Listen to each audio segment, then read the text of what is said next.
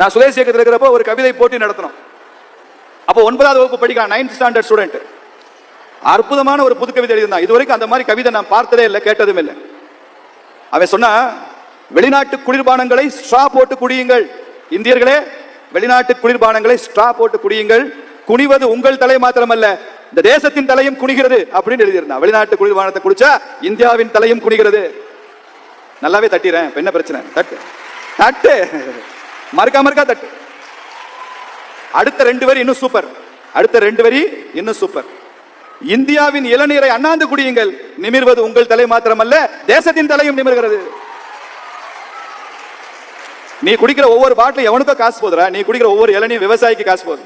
மைக்ல விவசாயி விவசாயின்னு பேசுறான், சினிமால விவசாயி விவசாயின்னு படம் எடுக்கிறானே, அவன் எல்லாம் கூல் ட்ரிங்க்ஸ் தான் குடிக்கிறான். அக்வாஃபினாவும் கின்லேயும் 7-அப்பும் ஃபாரின் ட்ரிங்க்ஸ் தான் குடிச்சிட்டு இருக்கான். நீ இளநீ குடி, நொங்கு குடி, பதனி குடி, நல்ல தண்ணியாவது குடி, பழைய சொத்து நீராகாரம் சாப்பிடும், மோர் குடி, பால் குடி. நம்ம நாட்டுக்கு நல்லது, நம்ம நாட்டுக்கு வருமானம், நம்ம நாட்டு விவசாயிகள் பிழைப்பான். நீ 7-அப்பும் கின்லேயும் அக்வாஃபினாவும் குடிச்சேன்னா வெளிநாட்டுக்காரன் தான் பிழைப்பான், அவன் கம்பெனி அது.